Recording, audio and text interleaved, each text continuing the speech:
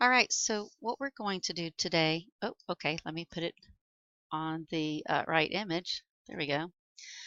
Okay, so what we did today in class is we analyzed, we looked at JFK's um, speech or news conference where he discusses U.S. Steel's hiking their prices even during a recession while everybody else is making sacrifices. And so I just wanted to go over this with you to give you a sense of when in the future, when you are reading a passage and analyzing, these are some of the things you want to look for. Okay, so one, you want to take into account all of the capstone things like context. So, for example, um, this information in the beginning tells us it's on April the 10th, 1962. United States was emerging from a recession. That's all important information for the context. That the largest steel companies raised steel prices by 3.5% at this time. That John F. Kennedy had repeatedly called for stable prices and stable wages as part of a program of national sacrifice during a period of economic distress. And yet, U.S. Steel decided to raise their prices, and it happened on April the 10th. Look at the other date, April the 11th, 1962. This is just one day after U.S. Steel raised their prices. So it gives us a sense of urgency that he called a news conference the day after they raised their prices. This was a very serious issue that he wanted to address. So he opened with the following commentary regarding the hike in steel prices. So you want to read his marks carefully. Write an essay in which you analyze rhetorical strategies that President Kennedy uses to achieve his purpose. And so you want to think about, okay, what is his purpose? So we already know who his audience is. It's a news conference, so you know that this is going out to the American people.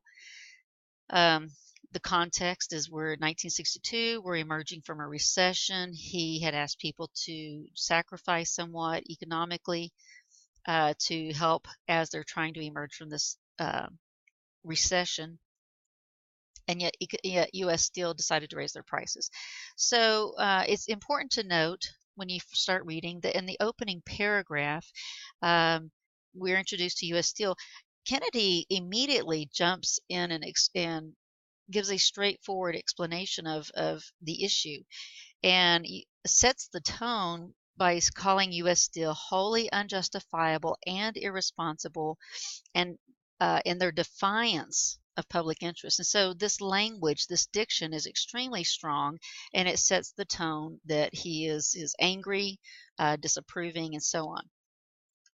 The next paragraph, he goes and he talks about, the serious hour in our nation's history, and he gives lots of examples of sacrifice.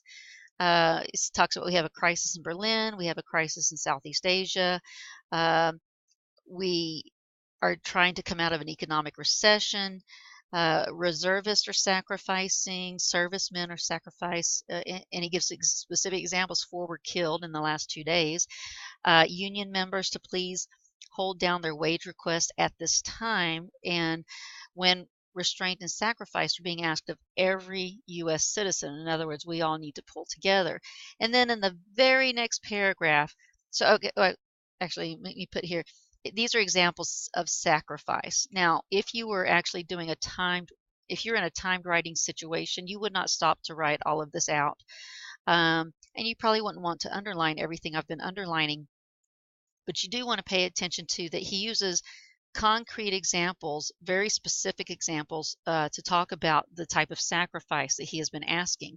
And then the very next paragraph, he talks about U.S. Steel, how it's a tiny handful of steel executives whose pursuit of private power and profit exceeds their sense of public responsibility and can show such utter contempt for the interests of 185 million Americans.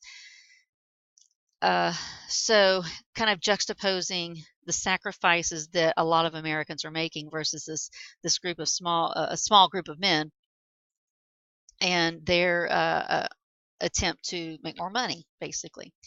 Okay, the next paragraph, he talks about the effects of if this were to continue and if other steel companies follow in their lead. So if this rise in the cost of steel is imitated by the rest of the industry instead of rescinded, and then he goes, it would, and he starts listing all of the effects that it would have. And some of these are really destructive effects. He says, cost of homes, autos, appliances would increase. So this affects all of the Americans. Some people might say, well, so what if they raise their prices? It's a private company. That's their prerogative.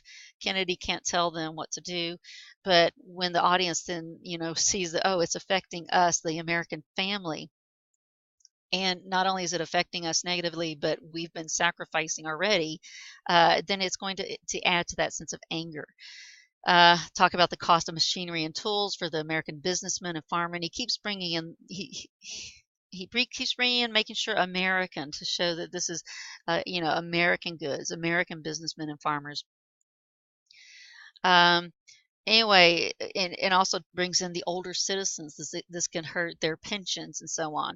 He gives examples of, okay, we're at war, and this is going to add $1 billion to the cost of our defenses.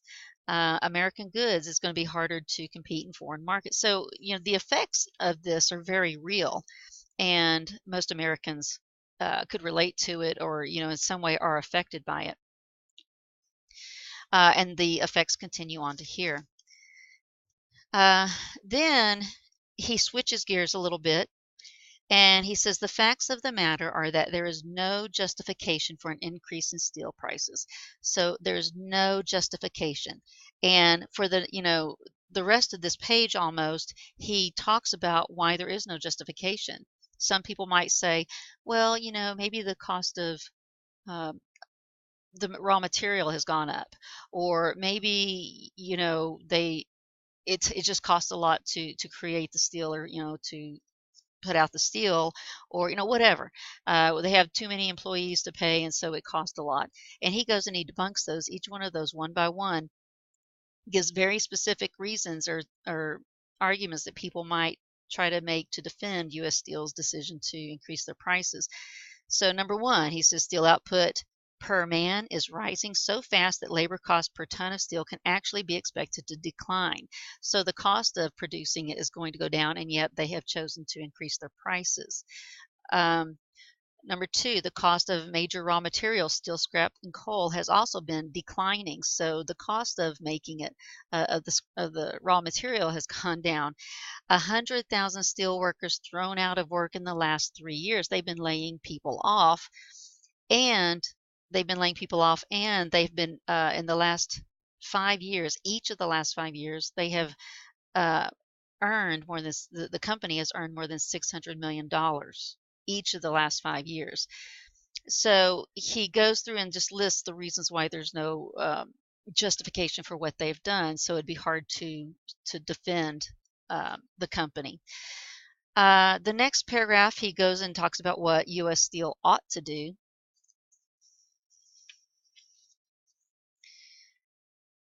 And then he brings back in this sense of that strong diction again, talking about, but rather than doing what they ought to do, they have ruthless disregard for their public responsibilities. In this next paragraph, or the next few paragraphs, he explains, that should be a plus sign, all of the positive actions other people are taking. And then we get over here toward the end, and he it recognizes, and this is important that he does it, he says price and wage decisions in this country are and ought to be freely and privately made. Because somebody might be arguing and thinking, well, it's their prerogative. If they want to be greedy, they can do that. That's their prerogative. The government can't step in and make them lower their prices. But so here we have a shift. So he recognizes it. No, the government cannot do this. This is their prerogative. But the American people have a right to expect in return for that freedom a higher sense of business responsibility for the welfare of their country than has been shown by U.S. Steel in the last 2 days. So, this is important to make that statement. We can't make you lower the prices, but we can sure shame you into, hopefully shame you into doing it, I think is his purpose. And then at the end, he brings in this wonderful line from, he says, some time ago I asked each American to consider what he would do for his country. And that's hearkening back to the phrase, ask not what your country can do for you, but ask what you can do for your country. And he says, I've asked us, and so taking it back to the sense of we're all sacrificing to help our country out. And he says, and I asked the steel companies in the last 24 hours, we had their answer. And their answer is we're raising our prices and we're going to be greedy. So you just want to take a quick look at the overall organization of it. He starts out by discussing, just straightforward, the tone toward the U.S. Steel. He's angry. He wants the U.S. Citizens to be angry. He talks about sacrifices we're making, that the everyday American is making, and then juxtaposes it with U.S. Steel. He goes on and talks about the real cause, real effects of this. The next part is broken into the reasons, why they had no real reason to do that. And then, he ends it with this very emotional appeal to shame, I guess, for U.S. Steel. Okay, so I'm going to pause here, and when I come back, I'm going to, or on the next video, I'm going to talk about the various rhetorical strategies that you could use when writing or responding to this particular prompt on this passage.